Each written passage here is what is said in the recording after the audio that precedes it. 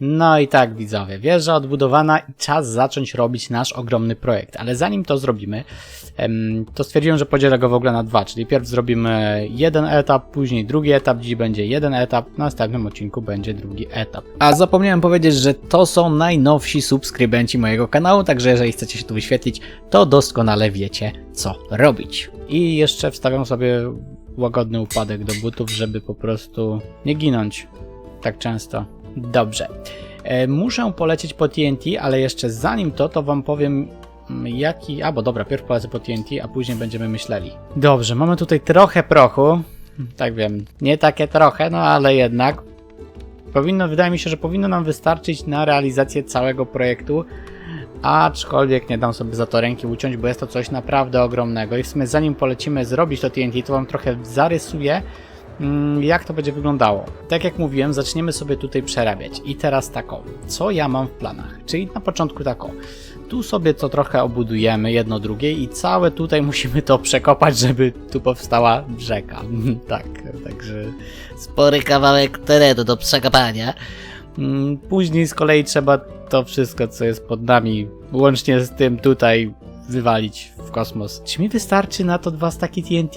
Nie wiem, choć się domyślam, że nie. Więc może być tak, że jeszcze będziemy farmili dużo rzeczy. No a później oczywiście trzeba jeszcze środek wybudować i stwierdziłem, że kolejną rzecz, jaka tam powinna być jeszcze, no to już zrobię w jeszcze kolejnym odcinku. Bo robienie tego wszystkiego na strzał może być trochę ciężkie. W sensie, no na bank mi się to nie uda zrobienie tego na strzał, bo tego jest po prostu za dużo, to jest zbyt duży projekt. Tu jak widzicie mamy już przygotowane materiały budowlane, bo ich w sumie tak za dużo nie będzie. Głównie to będą właśnie te materiały, które zdobywaliśmy ostatnio na live, także wydaje mi się, że powinno nam to wystarczyć wszystko, jeżeli nie, no to oczywiście będziemy musieli iść i dozbierać po prostu. Na szczęście piasku duży zapas mam tu, więc mogę sobie spokojnie z tego tworzyć TNT. Dobra, teraz jak to się robiło? I to jedno TNT z tego tylko wychodzi? To może być lekka problema, widzowie. Piasku raczej mi nie zabraknie, ale właśnie obawiam się raczej o ten proch. Chociaż może przesadzam, może to w rzeczywistości wystarczy, tylko ja trochę dramatyzuję. Choć szczerze wątpię. No prawie 2 staki TNT. W teorii wydaje mi się, że powinno to wystarczyć. No to jest jednak naprawdę duży ładunek, nie? Ale znając moje szczęście, to nie wystarczy. Z tobą bym chciał jeszcze podealować, bo ty masz tą naprawę. Ja bym sobie jeszcze powrzucał tą naprawę. Tu już mam, tu już mam. Tu już mam, ale jeszcze tak o. Do mieczyka też chyba wstawiłem, ale jeszcze tak o. Łopatkę bym se zrobił, słuchaj. Nie obniżyłbyś coś ceny, wariacie? Jeśli podczas tego odcinka nie wylecę w powietrze, to będzie całkiem niezły wynik. Chociaż jak tak dalej pójdzie, to ja się elytrą zabiję. W sumie dirt też się nada do przerabiania tam, do łatania tego. Dobrze, że zrobiłem tą farmę, bo kurczę, coś czuję, że jakbym miał to wszystko wykopywać ręcznie, to bym się chyba... O Jezu, tu jest aż tak głęboko. Jajci. No to może trochę skomplikować mi wszystko. Trochę bardzo. Najgorsze jest to, że ja bym musiał robić odstępy co 2. Czyli jest tak o. TNT, 2 odstępu TNT. Żeby to dobrze walnęło. W sensie, żebym nie musiał tego tak za każdym razem odpalać, tylko żeby to jakoś tam szło automatycznie. Jako wiecie, reakcja łańcuchowa. Mam pewne przeczucia, że to się może nie udać. Ale dobra, stack 61 marnujemy na to ewentualnie, a resztę marnujemy na to. Albo nie, 32 na to, a resztę na to, bo tu będzie naprawdę fest do wywalenia, bo inaczej to będzie ciężko. Dobra, widzowie, wydaje mi się, że możemy przejść do działania, bo to trochę zajmie. I tak jak widzicie, rozpocząłem mozolny proces przekształcania całego terenu. Po to, aby stworzyć bezpośrednie połączenie z oceanem, żeby cały projekt wyglądał bardziej realistycznie. A nie, że docelowo wielki statek będzie pływał po małej rzece koło naszej wioski. Przyznam szczerze, że nie sądziłem, że TNT jest aż tak słabe i tak mało pomoże mi przy tej konkretnej przemianie. Plus jest taki, że chociaż zarys koryta naszej nowej rzeki udało się wykonać przy pomocy połowy materiałów, jakie przygotowałem. No, to tak, widzowie, zużyłem 64 TNT i nawet się nie zbliżyłem do tego, co muszę tutaj zrobić, nie? Więc wydaje mi się, że jednak że trzeba będzie chyba zrobić jednak beacon, ustawić go gdzieś tutaj centralnie, mam kilof z naprawą, ewentualnie ogarnąć jeszcze na szybko naprawę do łopaty i po prostu lecieć z tematem, bo inaczej to ja tutaj tym TNT za dużo nie zdziałam i już wiem, że te 64 TNT tutaj to ja sobie mogę w nos wsadzić co najwyżej. Co najmniej pół skrzyni muszę mieć. Albo beacon. No masakra, jedna wielka masakra. Wstępny zarys mam, mniej więcej widzicie jaką szerokość to powinno mieć. Polećmy sobie tylko jeszcze pionowo do góry, żebyście mniej więcej mogli zobaczyć. O, taką szerokość to będzie miało, więc muszę to jakoś przekminić, ale pierw beacon i to będzie chyba beacon żelazny, bo innego nie mam. Na innym mnie chyba raczej nie stać. O! Co wy tu robicie? Halo? Co tu dzieje się? Chyba się pokłócili w trakcie. No cóż, nie moja sprawa. Ło, z tym żelazem to też może być problem. Ale ten ma naprawę, wydajność i szczęście. I to jest to, co jest mi potrzebne do tego, żeby zrealizować mój plan. Potrzebowałbym jeszcze tylko 20 albo 40. Nie pamiętam. Trzeba polecieć na chatę, widzowie. Zobaczyć, po ile nasz ziutek sprzedawał nam tę książkę. 20. Czy jeszcze 10 bym musiał ogarnąć, żeby to sobie... żeby zrobić jeszcze jedną naprawę i wpakować ją do szpadla. Oj, to będzie ciężka przeprawa. Muszę polecieć, zobaczyć, czy będzie jakiś sensowny wieśniak do handlu w tej wiosce tam nieopodal naszego portalu do Endu, bo potrzebuję tych kamulców. Jaki tu fajny biom jest w ogóle, ty. Siema wieśniaki. Macie jakieś fajne trady?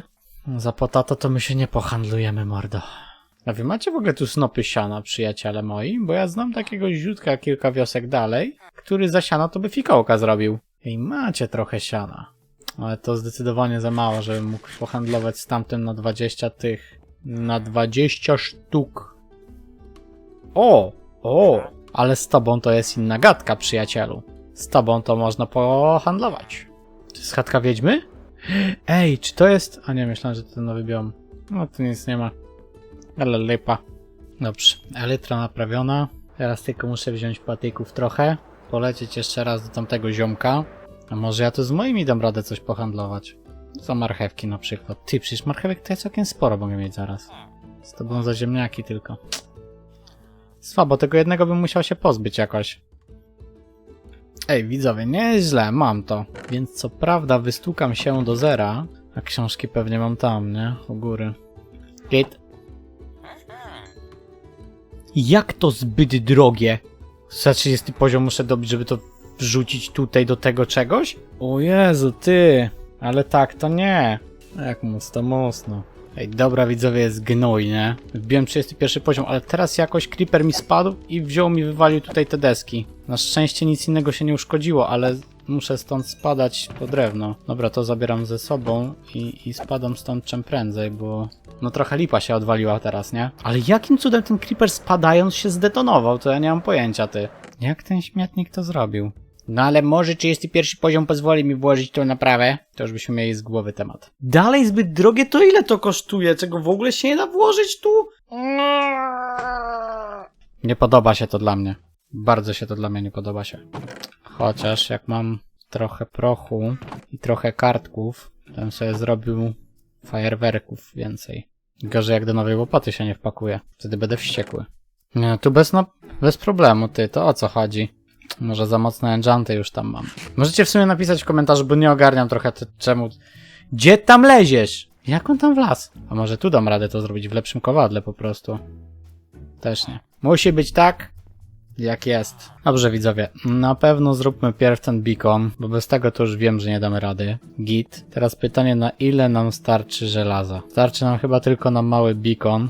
A ten najmniejszy, nie wiem czy on coś da w zasadzie. No zaraz sprawdzimy. A, Kill of Day, ten wypasiony. Ten o. Ale tu weszła naprawa, wszystko. Nie rozumiem dlaczego do tej łopaty nie weszło to gówno. Dajcie znać w komentarzu, proszę. Spróbujmy to zrobić tak praktycznie, że na środku. Trzeba było zbierać więcej żelaza, Patryk. Oj, trzeba było.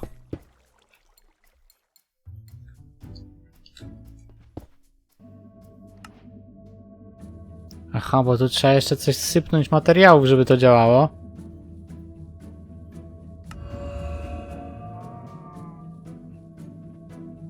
No dobra. Czy to nie działa za dobrze? No jak ja mam ten najsłabszy beacon, to co ja się tu łudzę. Dobra, ale wiecie co? Tu trzeba jeszcze zrobić jedną rzecz. Mianowicie trochę skrzyń trzeba tu przynieść. Jedne na surowce, drugie na jakieś tam rzeczy i tak dalej. Wydaje mi się, że kilka podwójnych skrzyń wystarczy.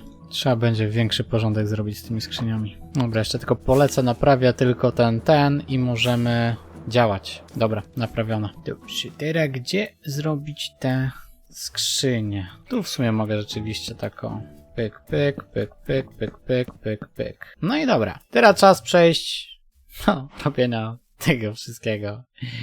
O matko bosku. Trochę tego będzie. No nic, zaczynajmy. Beacon włączony, to można rozpocząć pracę, bo przecież Minecraftowe TNT zrobiło więcej bałaganu niż mi pomogło przy przerobieniu tej części projektu. Mi to zawsze wiatr w oczy i dirt w nos. Trzeba było ręcznie wykonać cały przekop i przygotować nowe koryto rzeki pod zalanie wodą. Trwało to długo fest, a i tak nie obniżyłem dna do tego poziomu, co chciałem, bo mijało się to z celem. Co chwilę jeszcze musiałem latać, naprawiać kilof i łopatę. Pomijam fakt, że ten beacon to w sumie pomagał tyle, że nie pomagał, więc na przyszłość muszę zdecydowanie zwiększyć ilość żelaza. A może ze złota to zrobię? No zobaczymy, wracamy do odcinka. Dobrze, widzowie.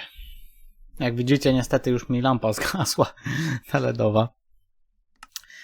Ale w końcu to zrobiłem. Znaczy powinno to być jeszcze niżej, bo myślę, że tu spokojnie jest jeszcze z 2-3 poziomy niżej powinienem to opuścić. Tylko tak się zastanawiam, że w sumie czy jest mi to aż tak potrzebne? No nie, bo ja na tym stracę jeszcze naprawdę, bym stracił jeszcze kilka godzin dobrych. Już straciłem 3 godziny, jak nie lepiej, na samym tym. Żeby latać, naprawiać, wracać, bo to co tak widzieliście, i 10 poziom mam, bo mi się zdechło tam na ekspiarce, mi creeper wypadł i mnie wysadził w kosmos. Także tak, co zostało do zrobienia tutaj, w tym miejscu? W tym miejscu zostało mi usunąć tą ścianę i już nie będę chyba tego robił na nagrywce, po prostu pstrykniemy palcami, zbiorę beacon i to się zrobi i przejdziemy wtedy już do realizacji tego projektu. O matko, jakie to będzie spore. Ile tu będzie roboty. No ale dobra. Przy tym lataniu to no tutaj jak trzeba po 2 koła expa na to i po 1500 na to jest 3,5 koła expa, no to tam się przy okazji nazbierało trochę tego gunpowderu. Jeszcze będę musiał polecieć trochę po piasek. I tu będziemy mieć jeszcze dodatkowe ze 2 staki, to będziemy mieć 3 staki TNT. Więc to już może nam troszeczkę pracę przyspieszyć, nie ukrywam.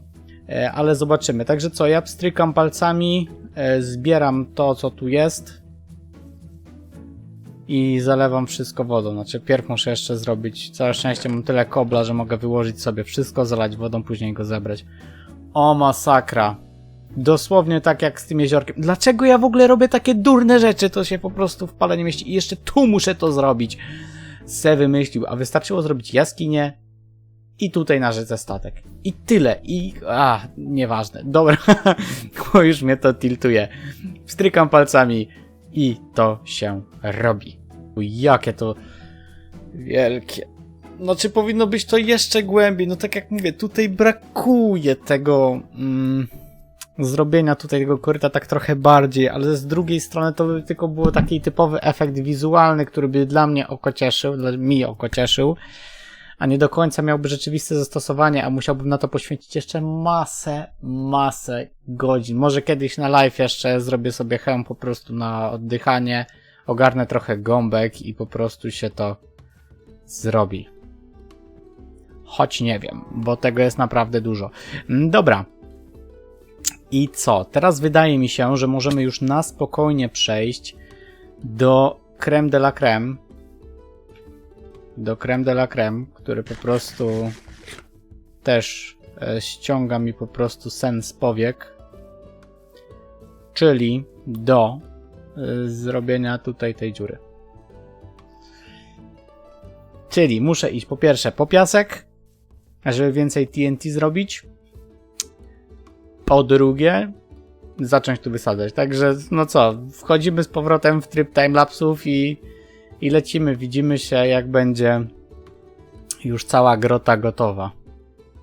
O matko. Nie zazdroszczę sobie, widzowie, powiem tak, bo to są naprawdę ogromne projekty, nie?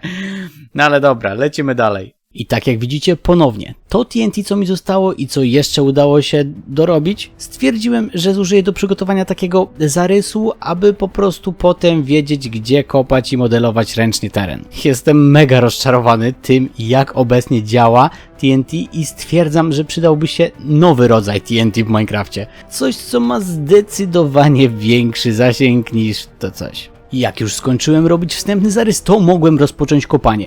Ja już nawet przestałem zbierać te materiały, które wypadały, bo to był jakiś absurd, ile tego jest do wykopania. I tak nie miałbym gdzie tego składować. Szło to tak bardzo mozolnie, że co 1-2 godziny, i to w życiu realnym, musiałem robić sobie przerwę, bo zaczynało mi się chcieć spać. Nie pomagała mi już ani muzyka w tle, ani podcasty, no dosłownie nic nie pomaga przy tej ilości kamienia do wykopania, wierzcie mi na słowo. Jak widzicie, początkowo usuwałem wszystko warstwa po warstwie, żeby to wyglądało ciekawiej na odcinku, ale to się za chwilę zmieni, bo bym was zwyczajnie zanudził tym skopywaniem jedno po drugim. I w tym wypadku też nie schodziłem z poziomem głębokości na taki poziom, jaki pierwotnie zakładałem. Bo w momencie, gdy przymierzyłem projekt statku, zobaczyłem, że nie dotyka on dna, więc nie ma sensu tak głęboko kopać. Dlatego rozpocząłem drążenie samej jaskini. I tak jak mówiłem, tutaj już mój sposób myślenia i nagrywania zmienił się, bo kończyło mi się miejsce na dysku i już zwyczajnie żygałem tym kopaniem i nagrywaniem tego. Dlatego teraz widzicie, jak magicznie znika warstwa po warstwie zamiast blok po bloku. Powoli zatapiając się w głąb tworzonej przeze mnie jaskini, aż do momentu, gdy mamy całą jaskinię przygotowaną do zabudowy. Dobra, widzowie. To mam już zrobione w zasadzie wszystko. Mam wszystkie tunele powykopywane, znaczy tu jeszcze muszę dokopać, bo tutaj będzie jeszcze zejście, nie pamiętam tylko czy w tym miejscu, czy wiem, że tu będzie zejście tutaj do tej groty, która znajduje się tutaj, bo tu będzie stała jeszcze armata, podobnie jak tam i tutaj. Tutaj już tunele techniczne mam, tam jeszcze nie mam, więc trochę tego będzie, ale wydaje mi się, że jesteśmy już względnie przygotowani do tego, żeby po prostu rozpocząć budowanie. Jezu kochany, jeżeli kiedykolwiek wpadnę jeszcze raz na pomysł, żeby robić coś takiego, jakąś tego typu jaskinię, błagam, wybijcie mi to z głowy, bo ja się po prostu pochlastam następnym razem, naprawdę, tego jest po prostu za dużo do wykopywania. I żeby wam powiedzieć ile dokładnie, żeby wam powiedzieć dokładnie ile, to muszę sobie przejść do statystyk. 98 000 bloków! Powiem tak ja się cieszę, że ja naprawę do tego wrzuciłem, bo jeżeli miałbym nederytem to naprawiać w kowadle, to bym się chyba popłakał. Masakra. Po prostu masakra. Nigdy więcej nie robię takiego projektu, który będzie zajmował aż tyle kopania, po prostu nigdy.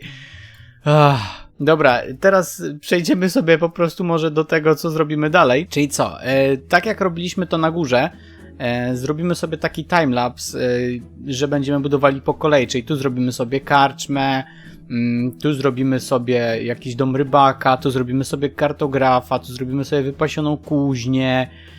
Czy ja coś jeszcze tu robiłem? Tu na pewno zrobimy targ, taki wiecie, night market, w sensie taki czarny rynek, o w ten sposób może. Zrobimy jakieś żurawie, no na pewno trzeba tu trochę podoświetlać, więc pociągniemy sobie jakieś łańcuchy z góry. Czy coś jeszcze? Na pewno muszę iść po trochę, chociaż nie no, wszystko chyba mam przygotowane, jeżeli chodzi o to. Jedynie chyba troszkę cegieł mi brakuje, bo jeżeli się nie mylę, to wszystkie materiały, których potrzebowałem, powinny się znajdować w tym miejscu. Siema wieśniak, co ty mi tu za interesy prowadzisz, koleżko? Tutaj powinno być wszystko, co jest mi potrzebne w zasadzie do tego, żeby to zbudować. Tam za dużo rzeczy więcej nie wchodziło. Jeszcze brakuje mi tam jakichś takich pojedynczych rzeczy na zasadzie kilku sztuk łańcuchów, kilku sztuk cegieł, bo tych cegieł też jakoś za dużo nie wykorzystywałem. No i takich pierdół na zasadzie, ale to możemy zrobić z tego, co pozyskaliśmy, bo pozyskałem też całkiem sporą ilość różnych surowców. Jak tutaj widzicie, jeżeli chodzi o kobla i tak dalej, odłożyłem 2 skrzynie, nawet może trochę więcej niż 2 skrzynie i trochę dyrta. stwierdziłem, że więcej nie będę odkładał, bo z pewnością nie będzie mi to do niczego potrzebne. W każdym razie, na razie sobie teraz tak mówię, bo zaraz wpadnę na kolejny genialny pomysł zbudowania gigantycznego zamku, pewnie, i wtedy będę potrzebował całego tego stone'a, którego nie zbierałem i zniknął. Także no. No ale idąc tym tokiem rozumowania, to ja bym potrzebował magazynu nie wiem jak ogromnego, żeby pomieścić cały ten syf stąd, nie? No to jest po prostu bez sensu, to się mija z celem, lepiej serio gdzieś wykopać jakąś dziurę, jeżeli będzie to potrzebować. Ale no, tutaj mamy trochę tych surowców pozyskanych, więc możemy z tego porobić fajne dekoracje też. Czy coś jeszcze? Wydaje się dla mnie, że nie. Na pewno z Silk Touchem będę musiał iść jeszcze po jakieś tam 1-2 diamenty, bo wiem, że one będą tu wykorzystywane do dekoracji, takich wiecie, w sensie ruda diamentów, takie coś takiego, tylko że z diamentami, nie? To będzie wykorzystywane na pewno tutaj jeszcze do dekoracji, w myśli jakichś tam właśnie tutaj przy kuźni, szczególnie jakieś takie pojedyncze skałki, więc będę potrzebował z 1, 2, 3 dosłownie takich ród. To akurat najmniejszy problem. Czy coś jeszcze? Wydaje się dla mnie, że nie. I wydaje się dla mnie, że możemy przejść po prostu do realizacji tego projektu dalej. No, w kolejnym odcinku zrobimy, myślę sobie, też tutaj jakiś statek piracki, który już mam zaprojektowany, żeby tutaj tak fajnie stał. To będzie kolejny duży projekt, na szczęście nie tak duży jak kopanie tej dziury, nie będzie tak męczący. Serio, ja autentycznie uświadomiłem sobie, że mogę realizować projekty budowlane. Naprawdę, mogę realizować projekty budowlane, robić naprawdę ogromne budowle. Z tym nie mam problemu, bo sobie nakopię tych materiałów i sobie po prostu tam zbuduję. To jeszcze jest w miarę okej, ale takie kopanie, jakie to jest żmudne i wpieniające, to wy sobie widzowie po prostu sprawy nie zdajecie. Jeżeli kto kiedyś kopał kiedyś tak dużą dziurę, nie sniferki, to wie o czym mówię. W sumie to czemu ja sobie shaderów nie odpalę. Dużo jeszcze przed nami. I co? Lecę przenieść materiały jeszcze i zaczynamy. W sumie to może od razu te skrzynie odniosę tam, bo znowu będzie cyrk. Bez przedłużania i mojego jęczenia, bo serio, ale musiałem się wyżalić, bo tego naprawdę tu było fest. Dużo. Idę po materiały i lecimy dalej z budowaniem. No i w końcu zaczynamy. Początkowo musimy jakoś zabezpieczyć naszą jaskinię, więc zdecydowałem się stworzyć 3 stanowiska z armatami, mające na celu, czysto fabularnie oczywiście, bronić naszej Zatoki Piratów przed każdym, kto chciałby jej zagrozić. Rozpocząłem też budowy mechanizmów do jednego z wielkich dźwigów oraz tuneli technicznych między stanowiskami armatnimi. Dopiero teraz możemy zająć się właściwym projektem, czyli zbudowaniem podłogi pod naszą Zatokę Piratów, gdzie będzie kwit szemrany handel i gdzie sprowadzeni w przyszłości przeze mnie wieśniacy będą mogli żyć bez obaw o najazdy rozbójników chcących ich wyeliminować. Oczywiście, co to za zatoka bez kładki umożliwiającej wejście na pokład statku i swobodny transport nowych materiałów między piratami. Bez 2 zdań trzeba było to zrobić oraz przygotować wejście prowadzące, no właśnie, potem wam pokażę gdzie. Jak Zatoka Piratów, no to bez tawerny nie mogło się obejść. 2-poziomowa tawerna, gdzie będzie można się napić, najeść, przespać, dobić targu oraz zwerbować podchmielonych wieśniaków do załogi pirackiej, a następnie wyruszyć w podróż przez 7 mórz i oceanów w pogoni za przygodą i skarbami. Oj tak, ale klimacik mi się udzielił. Zamysł na tawernę był stosunkowo prosty. Skoro to Zatoka Piratów, a tawerna w takich miejscach to zazwyczaj jeden z pierwszych budynków, gdy jeszcze mało kto mieszka w takiej zatoce. To powinna być zrobiona z czegoś, co udało się znaleźć. Z takich podstawowych materiałów. W tym wypadku to stary statek rybacki odwrócony do góry nogami, który pełni rolę obecnie bardzo klimatycznej, moim zdaniem, tawerny. Świetnie wpisuje się w piracki klimat. Tawerna tawerną, ale żeby było co jeść, przydałby się ktoś, kto to jedzenie nam ogarnie. A kto wśród piratów i klimatu mórz i oceanów zrobi to lepiej niż rybak? No właśnie, to jego domek powstaje jako następny w kolejce. Kupno świeżych ryb, beczek, który można napełnić prochem, jedzeniem i kosztownościami, to zdecydowanie jego nisza. Ale ceny może mieć wysokie, w zależności od ruchu, jaki będzie panował w zatoce. Więc nie dajcie się zwieść, a już na pewno nie dajcie mu się naciągnąć na hajs, bo mnie skubany w trakcie budowy próbowało skubać z materiałów. Jak jaskinia, no to wiadomo, że kopalnie, więc drzwi do kopalni w takim miejscu koniecznie musiały się pojawić, żeby odgrodzić nas od niebezpiecznych potworów. Niemniej, tuż obok postanowiłem umieścić pewien zakład. Ktoś powie, po co w takim miejscu biblioteka? A ja powiem, że w sumie racja. Większość piratów i tak ma problem z czytaniem książek, ale mapy, a już szczególnie skarbów, to co innego. Te zrozumieją nawet najwięksi analfabeci, w końcu co to za problem iść w stronę X, prawda? I dlatego właśnie kolejnym zakładem jest nikt inny jak kartograf, z którym widziałem, że nie jeden pirat dobijał targu za mapy prowadzące w bardzo dziwne i niekoniecznie bezpieczne miejsca. Ale skoro drzwi do kopalni są i tory też są i podwozie nie było złe, to gdzieś trzeba kupić miecz, kule armatnie, czarnoprochowe pistolety i ogólnie asortyment do samoobrony i swego rodzaju powiedzmy perswazji. Nie mylicie się, to właśnie tutaj powstaje najbardziej interesujący piratów zakład rzemieślników, którzy wyprodukują dosłownie wszystko. Od armaty po stalowy pancerz statku, co jest prawdziwą sztuką. A w naszej zatoce pracują tylko najlepsi z najlepszych czeladników. Dlatego też ich ceny są, powiedzmy to delikatnie, od hulajnogi wysokie. Więc bez beczki emeraldów nawet się nie pojawiajcie w zatoce, bo za słowo rabat możecie u nich zarobić, ale kulę w łeb co najwyżej. Wreszcie pozostałe części naszej zatoki, czyli mały czarny rynek. Tutaj ceny są zdecydowanie bardziej przystępne niż w wioskach, ale lepiej 2 razy sprawdźcie co kupujecie. Bo jak ci handlarze wyczują, że można was oszukać, to zrobią to bez mrugnięcia okiem. Cóż, taka praca i taki rynek, albo kroisz, albo jesteś krojony z kaski. Trzeciej opcji w zasadzie nie ma. No, chyba że masz sporą załogę i statek, który jedną armatą może rozwalić połowę straganów. Wtedy nawet rabacik dasz radę u nich zgarnąć. A poza tym trzeba było dokończyć 2 żurawie, jeden załadunkowy, a drugi techniczny pozwalający wodować mniejsze łódki oraz ogólnie udekorować trochę ten nasz grajdołek. Ale zaraz wam wszystko pokażę z bliska. Witam ponownie widzowie, mamy dzień, nie wiem czy tu będzie widać, chyba będzie widać. Nie widać, zasłaniam to idealnie. Przeciągnę na chwilę kamerkę, jak widzicie 139 dzień. Zacząłem robić ten projekt jak był 80 dzień, jak nie lepiej. Nie, było chyba nawet mniej. No i co? I w końcu udało mi się go skończyć. Jak widzicie tutaj mamy przejście sekretne do naszego black marketu, można by tak powiedzieć. Do naszej dzielnicy pirackiej, dzielnicy handlowej, dzielnicy szemranych interesów i różnych dziwnych rzeczy. I to wszystko znajduje się właśnie tutaj. Tutaj kwitnie cały nielegalny handel, jaki jest na mojej wyspie. Tak mi się wydaje. Wszystko jest tutaj przygotowane. Chciałbym tu jeszcze jakimś sposobem przeprowadzić kilka wieśniaków.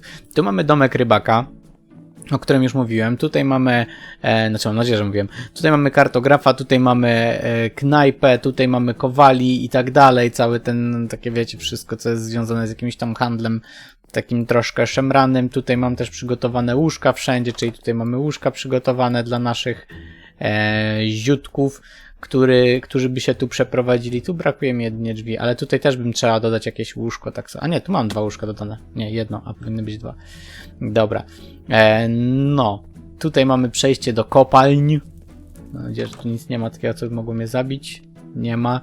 Także tu mamy przejście do kopalni. Jeżeli byśmy chcieli sobie dalej coś gdzieś eksplorować, to jak najbardziej tutaj będziemy mogli sobie to zrobić i sobie tam przejść, chodzić sobie tam, eksplorować, zrobić nawet tutaj jakąś właśnie kopalnię wewnątrz. To było całkiem spoko, taki fajny projekcik.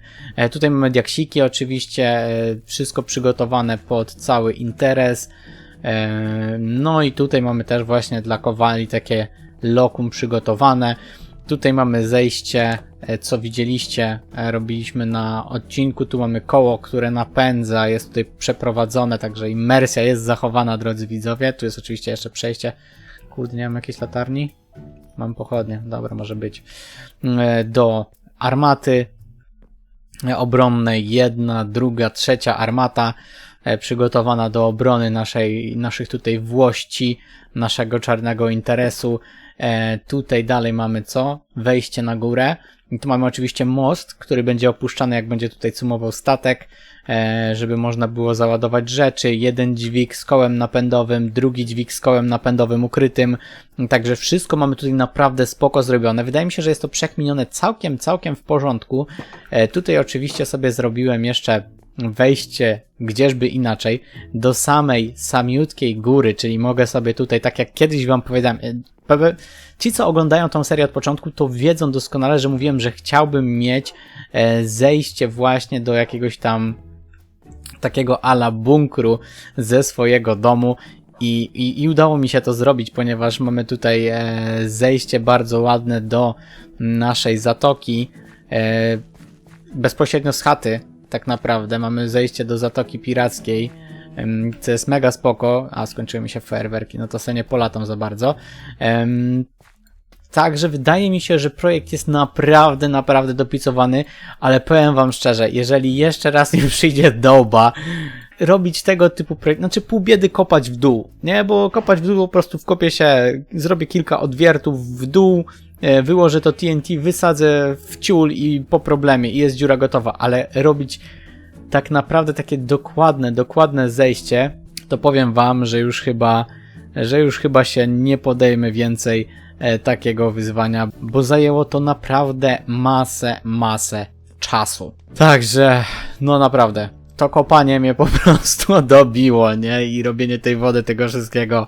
Także co, przed nami druga część jeszcze tego projektu, czyli tutaj będzie zacumowany ogromny statek i muszę teraz iść i pozbierać materiały na niego, bo to nie będzie mała rzecz. Znowu, to nie będzie mała rzecz. Ale pocieszam się tym, że to już jest tak naprawdę samo budowanie. Tutaj będzie samo budowanie. Znaczy pozbieram sobie materiały i dalej będę po prostu sobie budował. Nie muszę nic kopać, ewentualnie muszę osuszyć trochę, ale nie będę musiał już nic, absolutnie nic kopać, żeby to wyglądało jakoś, tylko po prostu skupię się na samej budowie. Wszystko pewnie zrobimy jeszcze na timelapsie, będziemy sobie krok po kroku sobie budowali wszystko. Nie będę robił pewnie dokładnego poradnika, bo ten projekt jest też na tyle duży, że musiał go budować naprawdę ogromną ilość czasu. No tyle przy okazji rzeczy udało mi się wydobyć w trakcie i tu jeszcze się porozciągało to trochę, więc trochę tego syfu się nazbierało. Gunpowderu też mi jeszcze trochę zostało na szczęście, więc będę miał na jakieś przyszłe projekty. Kurde, czy ja naprawdę wszystkie fajerwerki zużyłem? Nie, no tu mam jeszcze 18. Nie za wiele, ale wystarczy. Także co, wydaje mi się, że możemy przejść do efektu finalnego i do efektu finalnego. Jestem naprawdę mocno zmęczony tym projektem, ale wiem, że jak zrobię ten statek w tym miejscu, w którym chcę, czyli zrobimy tutaj taki wielki statek, to będzie to naprawdę fenomenalnie wyglądać i myślę, że zarówno i wam, i mnie będzie się to mega podobało. Ale roboty to tu było, no nie ma co gadać, żeby zrobić tą wielką japę w tej górze, ale wygląda to autentycznie tak, jak chciałem, więc jestem z tego zadowolony, chociaż że wygląda to tak, jak chciałem, bo jeszcze jakby to wyglądało źle, to już w ogóle byłaby totalna masakra. Przed wami efekt finalny.